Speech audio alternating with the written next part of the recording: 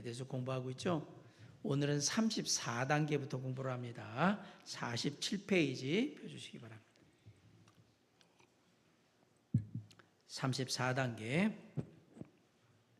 47페이지. 오늘 재밌게도 조그맣게 찬양의 가사들에 관련된 이야기도 나와요.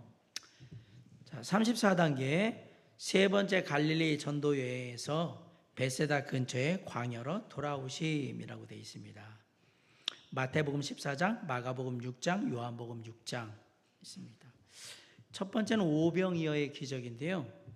보리떡 5개와 물고기 2마리로 5,000명을 먹이시고 12광지를 남기셨다라고 되어 있는데, 이것과 비슷한 사건이 마태복음 15장에 있어요. 칠병이어라고 되어 있어요. 헷갈리시면 안 돼요. 이거 다음에 일어나는 게 오병이어, 다음에 일어나는 게 칠병이어입니다. 두 사건은 우리가 39단계에서 보게 될 텐데 차이점이 있습니다. 관련 구절이 일단 다르고, 공통점은 빵과 물고기를 사용했다는 건 공통점이고요. 다들 믿지를 못하죠. 이거 먹을 거 주는데 사람이 많으니까. 오병이어는 5,000명을 먹이셨고요. 칠병이어는 4,000명을 먹이십니다. 이거 똑같은 사건이 아니라고 제가 분명히 말씀드렸습니다. 그리고 남은 것들을 모았습니다. 그리고 많은 무리를 5,000명, 4,000명 무리들이 많았어요. 그리고 하나님께 감사 기도를 드리는 후 축복하고서 떡을 다 나눠주시고 물고기 나눠주고 이렇게 했다는 겁니다. 자, 차이점이 있어요. 오병이어는 제자들이 먼저 먹여야겠다고 얘기를 합니다. 이거 먹여야 될 것 같은데요, 사람들이 이거 굶고 왔는데요, 이렇게 제자들이 먼저 얘기를 했는데, 칠병이어는 예수님이 너희들이 먹여라 라고 예수님이 먼저 얘기를 하세요. 그 차이점이 있고요. 두 번째, 오병이어는 어린아이가 가져왔던 도시락 보리떡 5개와 물고기 2마리로 해결을 했는데, 칠병이어는 제자들을 통해서 해결을 합니다. 그리고 차이점은 오병이어는 남자만 5,000명이고요. 칠병이어는 사람이 4,000명이라고 되어 있습니다. 그러면 오병이어의 사건은 남자만 5,000명이라고 하면 여자는 몇 명일까요? 여기 남는 남자들은 여자들한테 일시키고 자기만 왔을 가능성도 되게 높겠지만 그래도 꽤 많이 왔을 겁니다. 같은 수나 가깝게 엄청 많은 사람들. 여기 남자만 5,000명을 했으니까 애들은 또 안 들어가 있는 겁니다. 칠병이어는 사람만 4,000명이라니까 모이는 사람이 전부 다 남녀노소 다 하면 4,000명이라는 얘기고, 오병이어의 사건은 최하 5,000명이거든요. 아마 꽤 많은, 거의 2배 정도 되지 않을까 생각을 해봅니다. 차이점이 오병이어는 12광주리가 남았고요. 칠병이어는 7광주리가 남았습니다. 먹고 남은 게. 교훈, 작은 것으로도 얼마든지 크게 쓰임받을 수 있다. 그렇죠. 어린아이의 보리떡 5개와 물고기 2마리로 해결을 했으니까. 두 번째, 12광주리가 남았고 7광주리가 남았다는 걸 보면서 하나님의 축복은 늘 차고 넘친다라는 사실을 알죠. 영적인 교훈들입니다. 세 번째, 영적인 경험이 늘 성장을 이루는 것은 아니다라고 했습니다. 이게 무슨 말이냐면, 칠병이어를 할 때 이때도 제자들은 또 걱정을 하고 있었어요. 그런데 이미 오병이어 때 그 걱정을 누가? 예수님께서 완벽하게 해결하신 걸 직접 봤잖아요. 그리고 자기네들도 빵 먹고 물고기 먹었잖아요. 그러나 칠병이어 할 때 똑같은 걱정과 염려를 하고 있더라, 이 사실입니다. 그럼 배운 게 뭐예요? 저와 여러분이 여기 제자였으면 이렇게는 안 했겠죠, 그죠? 주님 지난번에 하셨는데 이번에도 해주시죠 그러고 얘기하면 안 될 텐데, 배운 게 하나도 없는 거잖아요. 그러면 하나도 없는 것보다도 이거 물고기 IQ에 뭐예요 이거? 얼마나 됐다고? 참 신기한 일이에요. 영적인 경험이 늘 성장을 담보하느냐? 아니라는 것을 또 보여줘요. 우리는 영적으로 이걸 경험하면 이렇게 하면 안 되겠네, 저걸 경험하면 아 이건 이렇게 해야 되겠구나, 하나님의 원하는 뜻이 이런 거구나, 이렇게 배울 거라고 생각하고 기대하지만 제가 항상 얘기하잖아요. 그런 식으로 했으면 저와 여러분은 이미 어깨에서 날개 나와서 다 저기 올라가 있을 거예요. 진짜로. 영적으로 경험하고 배운 것들이 다 우리의 성장을 담보하는 건 아닙니다.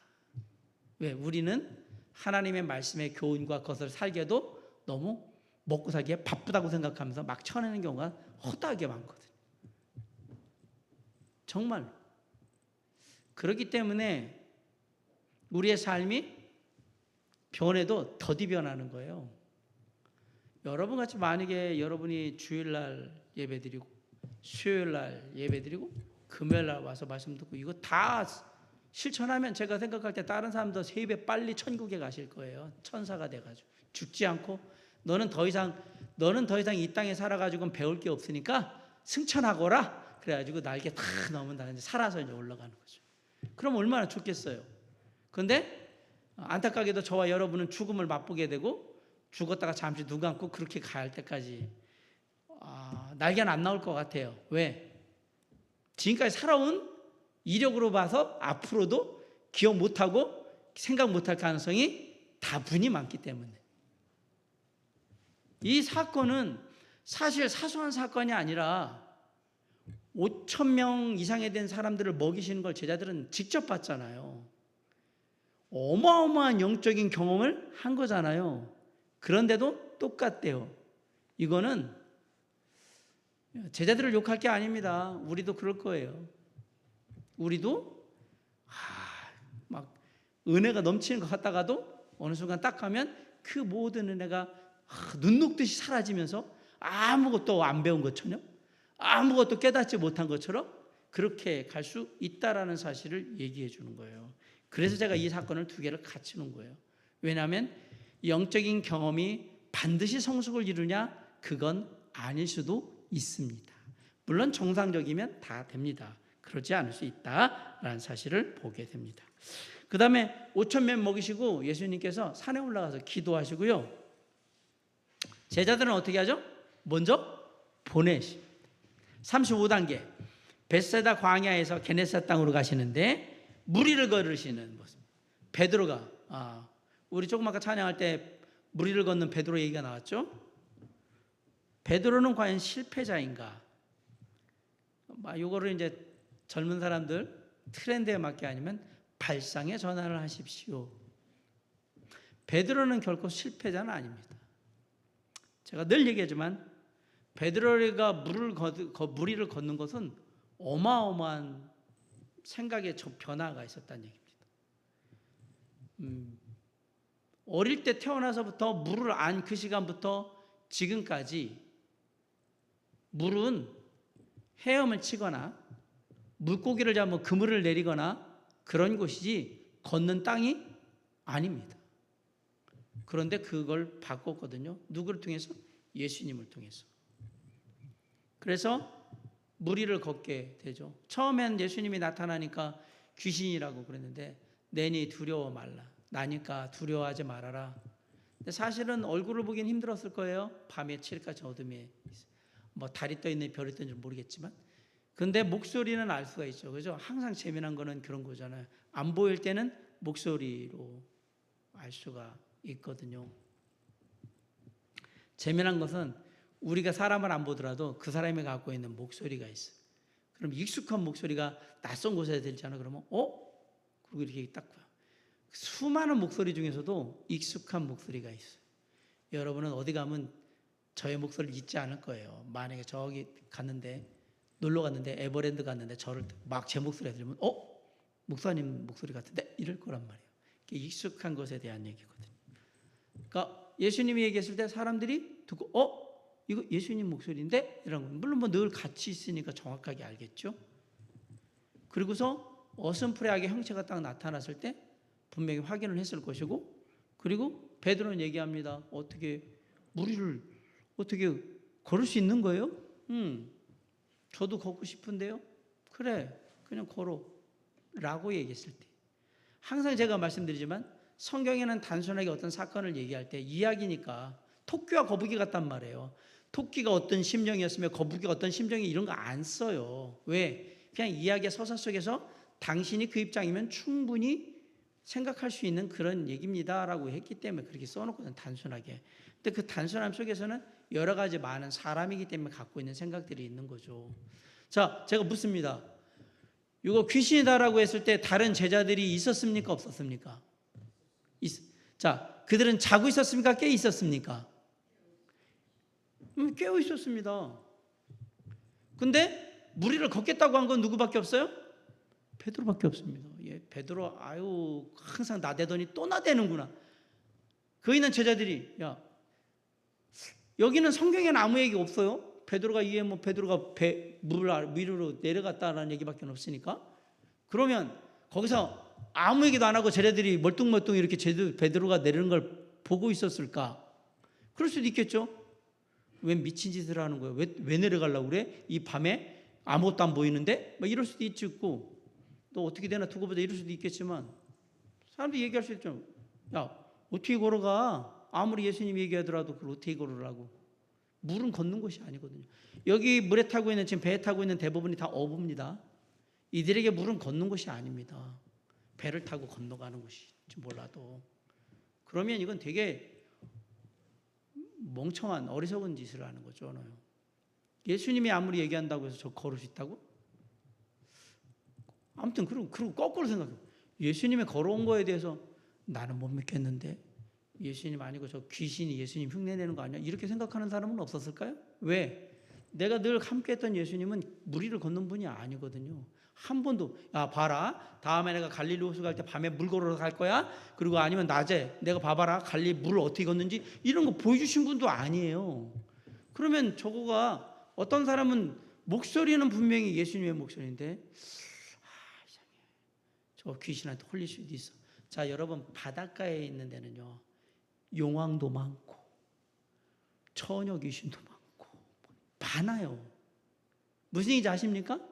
목숨에 대한 위협이 늘 많은 데라서 그 사람들은 되게 민감해요. 그래서 굿하고 용왕신 부른다고 그러고 뭐 누구 부른다고 그러고 막 그러는 거잖아요. 어부들은 동서고금을 막론하고 똑같습니다. 위험한 물이라는 상황 속에서 일해야 되는 사람들이기 때문에 그런 것들에 대해서 상당히 두려워하고 한편으로는 되게 무서운 거잖아요. 그럼 저 예수님 모습을 하고 있는 우리 주님 모습하고 있는 귀신 아냐? 이렇게 생각할 수도 있는 거잖아요. 아무튼 어떤 상황인데 지금 베드로는 믿고 내려가잖아요. 저게 예수님이라고 생각하고 그것조차가 이상한 거예요. 저 같으면 진짜 예수님 맞아요? 귀신 아니에요?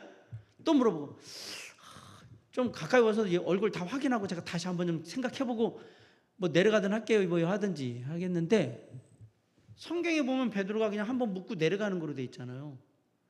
그거 보면 베드로의 믿음이 대단한 거예요. 예수님을 향해서 의심도 없이 내려가잖아요. 와, 이 단순한 사건을 얘기할 때 과연 어떤 일들을 벌일까? 안에는 중요한 건 제자들이 있었습니다. 이들은 깨 있었습니다. 그런데 누구만 내려가요? 베드로만 내려가요. 무리를 내려간다. 무슨 소리가 났을까? 턱 소리가 났을까? 쿵 소리가 났을까? 첨벙 소리가 났을까? 자, 1번, 2번, 3번 중에 무슨 소리가 났을까요?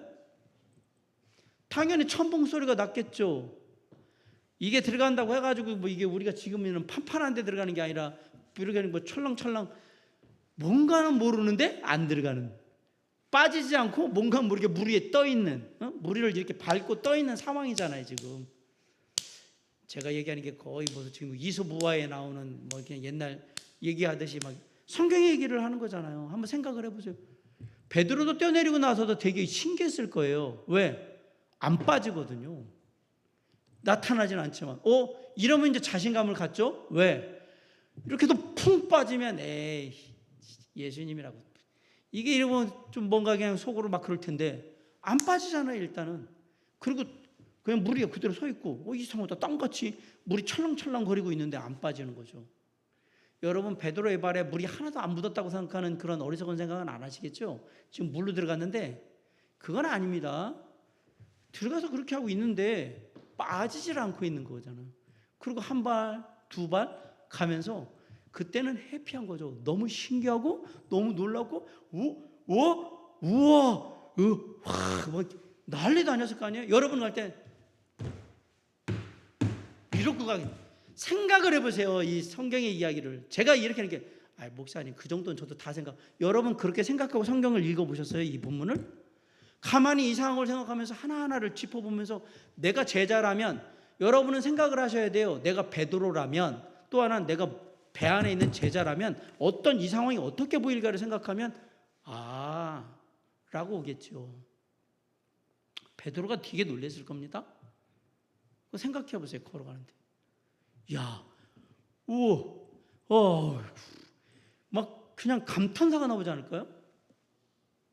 성경에 그런 얘기 없다고요? 그냥 없어요. 그러니까 저도 마음대로 얘기하잖아요.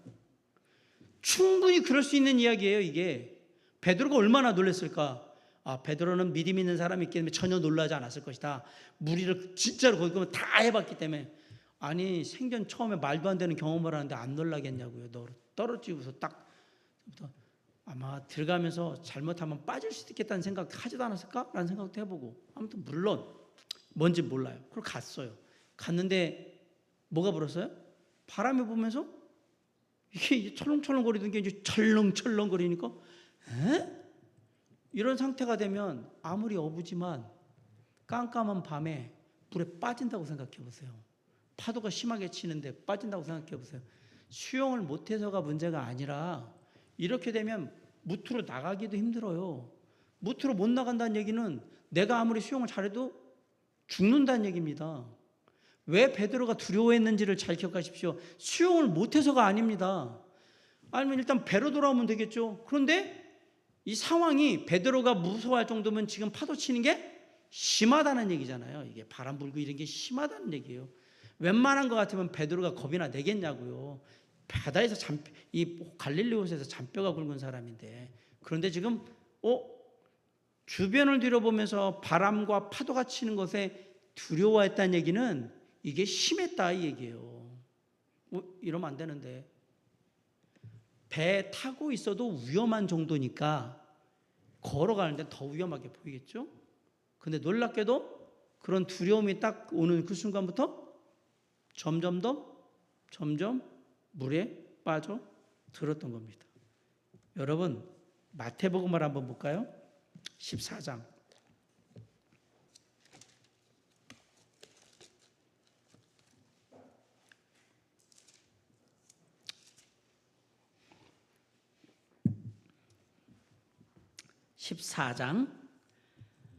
30절 보세요. 바람을 보고 14장 30절 무서워 빠져가는지라. 바람을 보고 무서웠을까요? 바람에 치는 물결, 그 파도를 보고 무서웠을까요? 둘 다겠죠. 일단 바람은 불어오는 걸 느낄 수 있고 그 바람이 세게 불어온다는 걸 어떻게 알 수 있어요? 파도 치는 걸 보면 알잖아요. 여기서 말하는 건 빠져가는지라라는 얘기예요. 풍 빠진 게 아니라 빠져들고 있는 거예요. 지금. 그러니까 놀랍게도 소리질러 이르되 주여 나를 구원하소. 이 말은 뭐냐면 이거는 베드로가 아직 구원받았지 않았기 때문에 구원해달라고 얘기하는 거다. 이렇게 성경을 또 해석하시는 분은 없겠지요. 그거는 신천지나 이런 데서나 하는 얘기고 이거는 지금 물에 빠진 데서 나를 건져달라고 얘기하는 거잖아요. 자, 주여 나를 구원하소서 그러는데 소리를 질러요. 제가 아까 말씀드렸잖아요. 웬만하면 베드로가 소리 지르겠냐고요. 그냥 수영해서 가면 되겠죠. 그런데 왜 무서웠을까? 지금까지 걸어왔거든요. 그런데 갑자기 빠져들으니까 상황이 완전히 바뀐 거잖아요. 두려움이 확 들어오는 거죠. 그런데 한 발을 딱 내딛는데 쑥 들어가는 거예요. 여러분 롤러코스터 타면 여러분 안 죽어요. 롤러코스터도 안 죽는데 띡띡띡띡띡띡띡띡띡 이렇게 해가지고 탁 갔다가 딱 서 있다가 휙 내려가는 순간 소리 지르고 또 안 지르는 척 하려면 탁 이러고 그래야 되잖아요. 나이 드신 분들은 롤러코스터 타시면 안 돼요. 추해집니다. 애들이 놀려요. 그래서 저 안 탑니다. 50 넘어서는 안 타기로 작정을 했기 때문에 안 탄. 그런 거 이렇게 막 타고 그러면서 휙 떨어지는데 쑥 들어가면 그게 두렵거든요. 진짜로. 지금 이 상황이에요. 갑자기 발이 이렇게 안전하게 있던 발이 쑥 마치 계단 하나를 휙 내려가듯이 훅 들어가니까 확 겁이 나는 거란 말이에요. 근데 거기서 끝나고 탕탕탕 가면 되는데 또 갔는데 쑥 또 더 들어가고 이게 이렇게 들어가면 나 물에 그냥 훅 잠기겠구나 하는 생각이 훅 드니까 이 정도 됐다 그러면 아마 소리 지르고 이 정도 됐다 정도면 여기서 이 정도는 아니라고 생각합니다. 몸이 웬만큼 빠져들어가니까 이게 겁이 났겠지. 겨우 뭐 여기 정강이 정도 오는데 이렇게 빠졌다고 해서 막 겁내거나 그러진 않았을 것 같아요. 근데 이게 쑥쑥쑥 들어가는 거죠. 이게 생각보다 많이 들어간단 말이에요. 그러니까 겁이 났겠죠. 소리를 지를 이유가 베드로가 소리 지를 주님 그 누구한테 지금 구해달라고 그러냐면 놀랍게도 예수님은 목수 출신이에요. 박태환이 아니에요. 119 그 해상 부자대도 아닙니다. 그 누구를 찾아요? 예수님을 찾아요. 예수님한테. 저 같으면 야, 나 빠져. 빨리 와. 뒤에 있는 제자들한테 얘기할 것 같은데 예수님을 찾아요. 이거 신기하지 않나요? 왜? 예수님은 수영 같은 거 그런 거 보여주지 없어. 저분이 무슨 수영을 해? 이렇게 생각할 가능성이 있어요. 자기는 어부지만 저분은 목수거든요. 수영하고는 아예 관계가 없는 분 같을 수 있어요. 그래 놀랍게도 예수님을 찾아요. 봐. 현실적으로 보면 누굴 찾는 게 빨라요? 뒤에 있는 제자들을 찾는 게 더 좋을 것 같은데 아니요. 놀랍게도 베드로는 예수님을 찾습니다. 자기가 해결하려고 하지도 않고 더 놀라운 사실은 예수님이 와서 베드로를 탁 손을 잡아주신 거예요. 예수께서 즉시 손을 내밀어 그를 붙잡으시며 이르시되 믿음이 작은 자요 왜 의심하였느냐. 바꿔 얘기하면 물 빠져든 이러다가 물에 빠져가지고 어떻게 일하면 어쩌지? 라는 생각이 있는 것을 이미 알고 계시죠. 근데 잘 보세요. 베드로가 푹 빠져 있는 그곳에 예수님은 하나도 안 빠지고 잡고 있잖아요. 그게 물에 빠진 베드로 이렇게 성화에 보면 베드로는 한 이만큼 빠져 있고 그렇죠? 그리고 예수님은 위에서 이렇게 내려 있고 이런 그림이잖아요. 다. 예수님은 안 빠졌습니다. 똑같은 물에 똑같은 곳에 있는데 예수님은 안 빠지는데 여기는 빠져 있잖아요. 그리고 예수님이 붙잡아서 데리고 와요. 그러면서 30 보면 배에 함께 오름에 바람이 그치는지라. 배에 함께 오르셨다. 자, 우리 성도님들은 제가 늘 얘기했어요. 자, 예수님하고 베드로는 어떻게 배에 올랐을까? 1번 헤엄쳐서, 2번 기어가지고, 3번 걸어서, 3번 걸어서 올라오는 거예요. 자, 베드로가 예수님과 함께 걸어서 배로 가는 순간에 잘 보세요. 꺼내줬어요. 놀랍게도 쭉 당겼는데 뭔지 모르는데 다시 발을 딛는데 안 들어가. 저 같으면 조금만 빠진데 이렇게 해볼 것 같아요. 저 같으면. 여기 왜 빠졌지? 이렇게. 근데 베드로는 그만한 장난기는 없었던 것 같아요. 근데 가면서 베드로의 마음에 왜 안 빠지지? 라는 생각이 나. 또 빠지면 어떡하나? 또 빠지는 거 아니야? 이런 생각. 어떤 쪽인지 모르겠지만. 근데 놀라운 건 예수님 손잡고 끝까지 갔습니다. 그걸 갔어요. 여기는 이렇게 해서 배에 올랐다고 그랬어요. 예수님과 무슨 얘기를 나눴을까요? 나중에 천국 가시면 물어보세요. 그때 나와가지고 예수님한테 무슨 얘기했는지. 왜냐하면 주여 저를 구원해 주소서 그러고서 예수님이 이렇게 해서 배에 오르냐 이거밖에 성경에 안 나와 있어서 궁금하거든요. 궁금하잖아요. 물어보세요. 무슨 얘기인지. 그래서 예수님 한마디 했잖아요. 믿음이 작은 자요 왜 의심하였느냐. 그럼 얘기해도 예수님 죄송해요. 제가 이런데 갑자기 이거 보니까 그냥 겁이 났어요. 무슨 얘기를 했겠죠. 아니면 꿀 먹은 벙어리만 좀 예수님도 다 알고 있어도 입 다물고 왔는지 아무튼 올라오잖아요. 올라옵니다. 배에 함께 올라올 때 제자들은 과연 어떤 모습이었을까? 제가 예전에 설교하면서 그 얘기했더니 그거 봐라. 어? 나대면서 그냥 뭐 걷는다고 하더니 꼭 빠져가지고 막 예수님 힘들게 말하고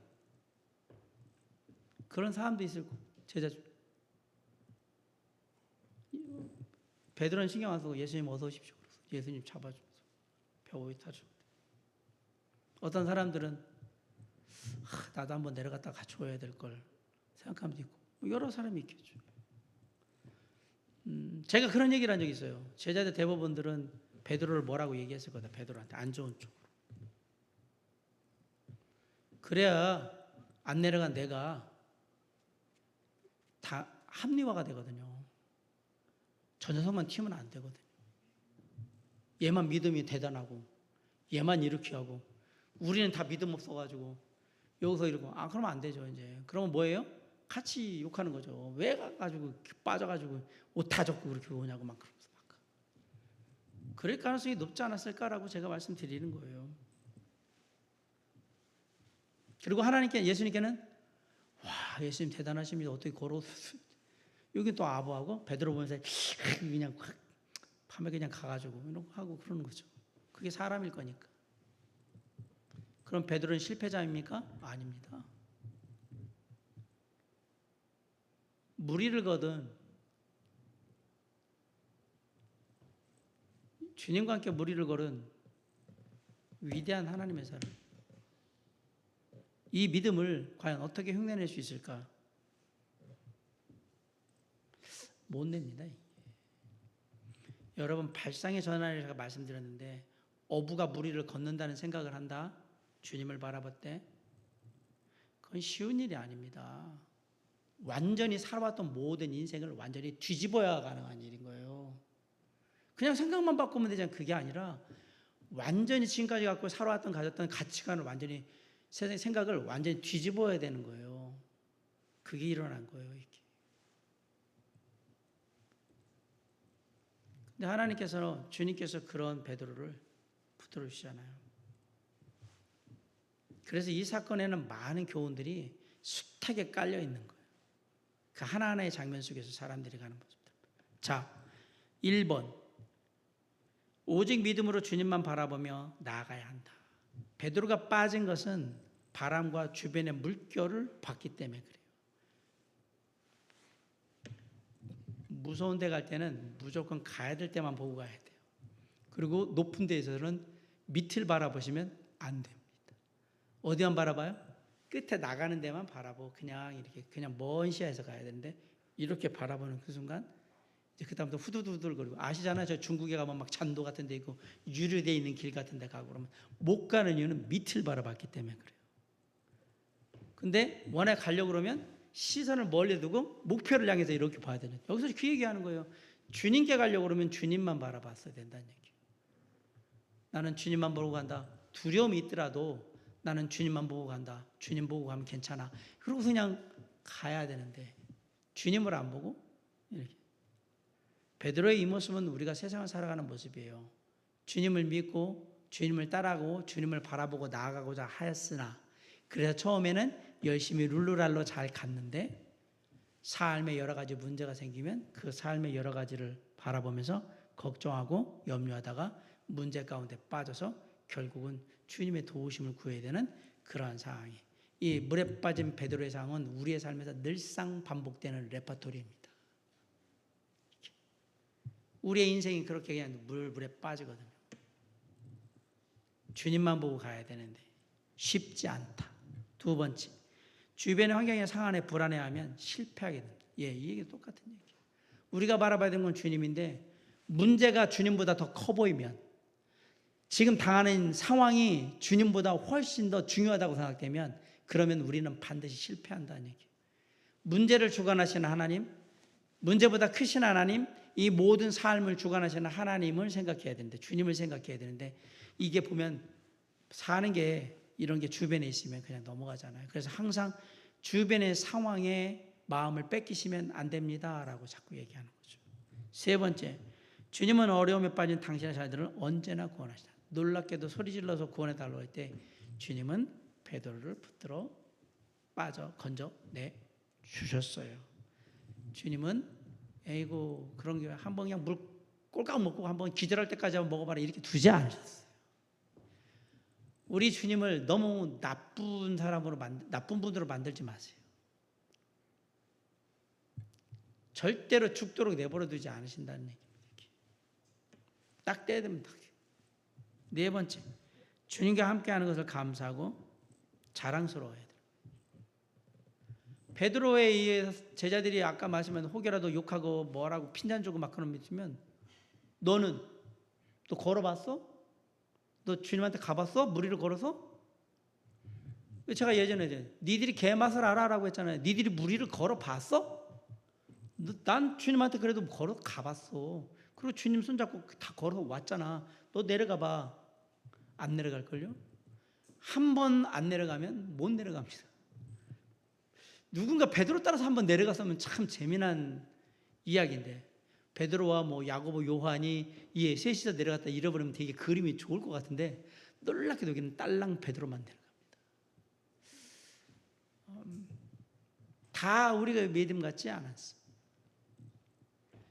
베드로는 절대 부끄러워할 일이 아닙니다. 왜? 성경에 전무후무하게 무리를 거둔 자로 기록되어 있어요. 물론 믿음의 문제에서 잠깐 빠지긴 했지만 그러나 무리를 걸은 건 분명한 사실이고요. 그건 대단한 거예요. 예수님이 믿음이 작은 자라고 얘기했다고 이 베드로가 배에 타고 있는 제자들보다 못하냐? 아니요. 주님 보시기에 훨씬 네가 정말 큰 믿음을 보여줄 수 있었는데 그런 주변 상황 가운데서 그와 때문에 마음을 잃은 게 참 안타깝다는 얘기를 한 거지, 배에 있는 애들이 대단하고 너는 못하다 그 얘기를 하신 게 아니란 말이에요. 너 진짜 대단해. 그래 너 더 대단할 수 있었거든.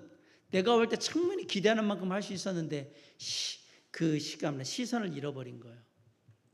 주님을 바라보는 그 시선을 잃어버렸기 때문에 결국은 이런 일, 그게 안타깝고 아쉬웠다 얘기입니다. 네, 그겁니다. 이렇게 베드로는 무리를 거두며 한밤중에 에피소드를 이루는 귀한 사람이 된 겁니다. 그리고 두 번에 보면 게네사렛 땅에 내려서 인근의 마을로 들어가서 많은 병자들을 고쳐 주십니다. 그러면 우리가 여기서 알 수 있는데요, 예수님이 기도하러 올라와서 제자들을 먼저 보냈습니다. 이거는 의도가 있다라는 얘기고요. 두 번째, 예수님은 언제든지 제자들보다 먼저 갈 수 있는 분인 거예요. 나한테는 그게 문제. 그 얘기 안 했을까요? 니들 먼저 가라 그러던. 뭐 어떻게 오시려고요? 이거 안 가면, 지금 안 가면 깜깜한 밤에는, 제가 드리고 싶은 얘기는 그 얘기예요. 깜깜한 밤에는 배를 못 가는데요. 지금은 그나마 알려니까 뭐 가다가 중간에 뭐 깜깜해지면 어쩔 수 없는 거니까 가지만, 먼저 가라고 했을 때 그때도 이상했을 거예요. 이거 좀 가다 보면 밤샐 텐데, 이게 거리가 이쪽에서 이쪽으로 반대편으로 가니까 꽤 멉니다.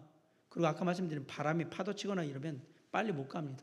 그런 상황인데 우리는 그나마 어떻게든 간다고 생각해요. 왜? 어부들이니까 뭐 저쪽에 뭐 어느 쪽에 불빛이라도 보이고 그러면 뭐 해서라도 가면, 그리고 여기 지금 갈릴리에서 잔뼈가 굵은 어부들이기 때문에 그게 크게 문제가 되진 않아요. 여기가 폭풍이 치지 않는 한. 그러니까 어찌하는데 주님은 어떻게 오지? 어떻게 올 거예요? 우리 먼저 가라 그러면 언제 오시려고 그러지? 그러면 내일 아침에 오시려나 보구나. 내일 아침배로 오시려나? 그렇게 생각을 했겠죠. 근데 예수님이 오시잖아요. 제자들 가는 배 뒤에 또 오신 거 보면 천천히 걸어오셨는데도 불구하고 엄청 빨리 오셨네요. 참 놀라운 일이에요. 항상 주님은 우리보다 먼저 앞서가시는 분이에요. 다 생각하시는, 주님은 다 계획이 있어요. 걱정하지 마세요. 왜 내 인생에 계획도 없이 그냥 마구잡이로 이렇게 저질러가지고 저를 거기다 아니에요. 주님은 다 계획이 있으세요. 저와 여러분에게 특별한 계획이 있습니다. 좋으신 계획, 선하신 계획, 하나님의 자녀를 돌보시는 계획이 분명히 있다는 얘기를 제가 드리고 싶어서 이 얘기를 하는 겁니다. 안 그랬다면 아마 얘기했겠죠. 내일 아침에 갈 테니까 기다려라 하거나. 근데 놀랍게도 먼저 가라고 했는데 아무 얘기 안 하시고 먼저 오시잖아요. 그리고 주님은 그런 게 전혀 문제가 안 돼요. 왜냐하면 자연환경이나 이런 것들이 주님의 길을 막는 이유가 될 수가 없거든요. 하나님이시잖아요. 그걸 직접 보여주셨어요. 이거 배 타고 가면서 많이들 물어봤을 텐데 예수님 어떻게 하면 무리를 걸을 수 있는 거예요? 또 하나도 안 물어볼래요. 너무 무서웠나 예수님이? 근데 이건 되게 신기한 사건입니다. 왜? 성경에는 이 사건 이외에 신약에는 사건이 없거든요. 무리를 걷고하는 사건이.